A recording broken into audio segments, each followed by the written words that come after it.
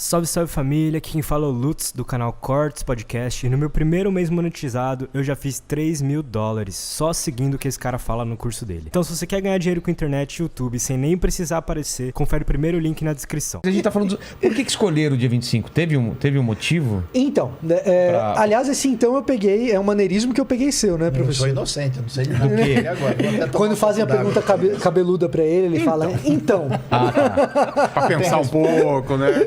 Não tem resposta, né? Então, Mas então, o dia 25 de dezembro, ele tem uma representatividade de calendário. Então, o que acontece? Quando a gente fala do nascimento de Jesus, como o Berloffa estava comentando, a gente não tem uma data específica, não tem como... A gente falou da certidão de nascimento, não tem como a gente voltar nisso. Então, o que acontece?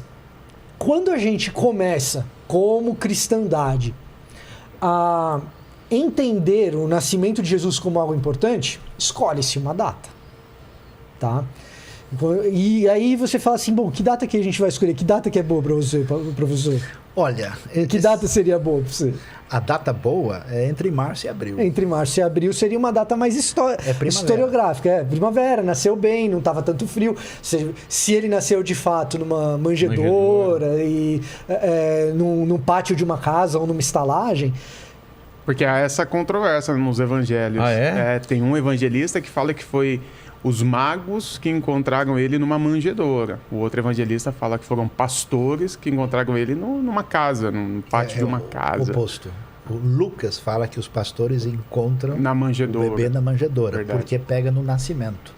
Mateus é mais genérico, então pega Jesus depois do nascimento. Sim. E aí ele já saiu da manjedoura para casa. Então essa Tá vendo? O Luiz já explicou, ele já vem, ele já quer explicar a contradição. Isso é pastor, Não, isso aí é raiz. Agora, por que pra gente falar em abril e na primavera, pra gente isso é importante, Vilela? Pelo seguinte, nós somos seres humanos modernos que a gente está profundamente preocupado com a precisão histórica dos eventos. Que é uma preocupação que o ser humano da antiguidade não tinha tanto. Tinha, mas não tinha como a gente tem. Então a gente... O que a não gente... tinha? Não tanto quanto nós. Então o que acontece? A gente passou por um treco chamado iluminismo.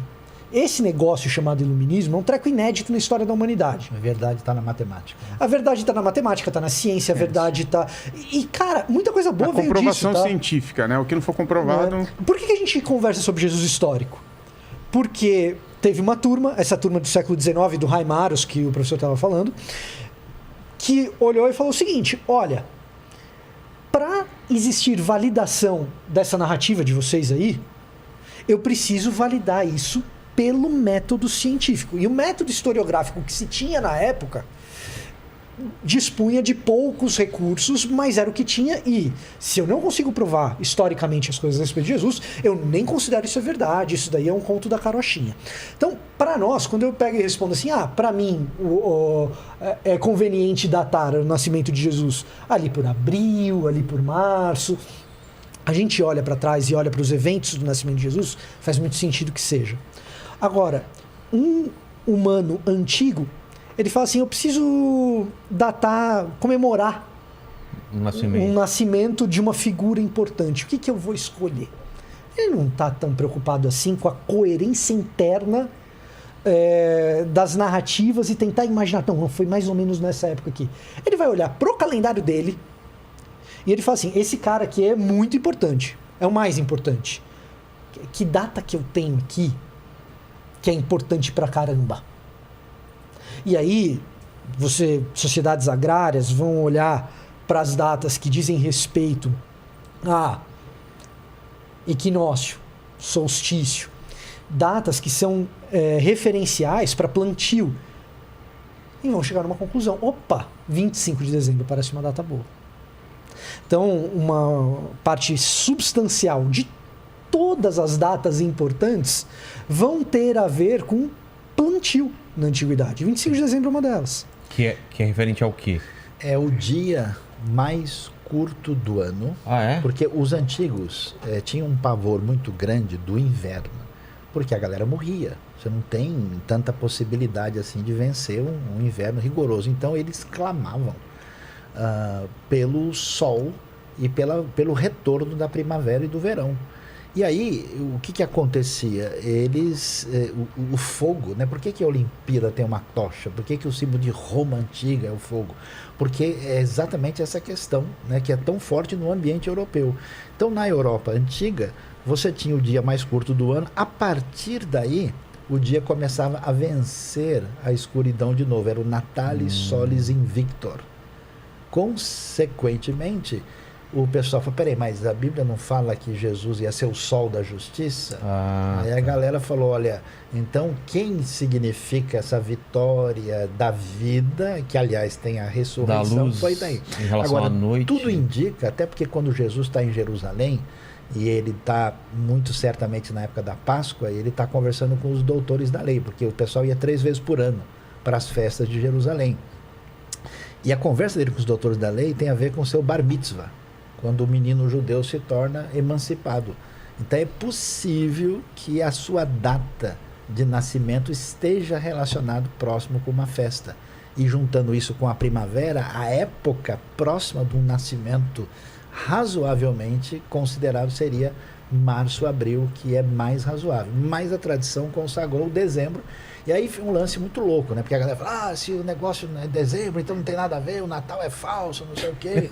Aí tem a galera... O Papai Noel, o pessoal não reclama muito, não. O Papai Mas Noel o tá lance legal. é interessante porque aí significa o quê? Que aquela galera que estava acostumada a enxergar o sol e a vida de maneira assim mágica, agora eles ressignificam isso a partir da experiência do conhecimento de Cristo.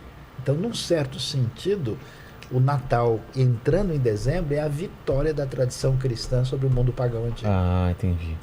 E aí tem outra questão também que dizem que a contagem de ano tá errado também. Que... Essa é mais fácil. Bom, Não. Que a gente não estaria no ano... Tem 2025 a 2028. Exatamente. 2025 a 2028. isso, exato. Exatamente. Ou seja, Jesus nasceu antes de Por Cristo. isso que a academia nem fala. 4 antes de Cristo. Não 4 fala anos, 2021 depois de Cristo. A gente Jesus fala na era histórico nasceu comum, antes do né? Cristo da fé? Foi um erro. Por que tem esse erro?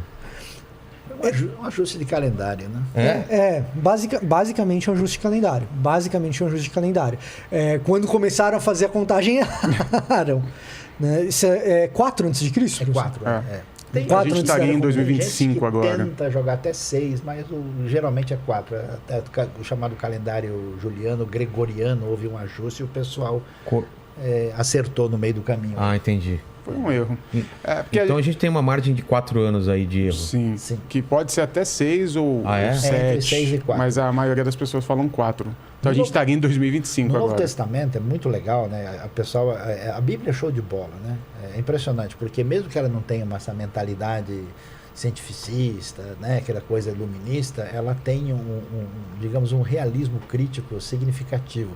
De modo que Lucas, por exemplo, ele é muito preciso. Ele cita o César Augusto, Quirino era governador da Síria, tem detalhes assim em que fazem mente a possibilidade de você colocar a coisa no eixo assim do tempo e do espaço. Então a coisa não é que a galera quando lê assim, lê muito do ponto de vista só espiritualizado, muito místico assim, muito maionésico o negócio, né?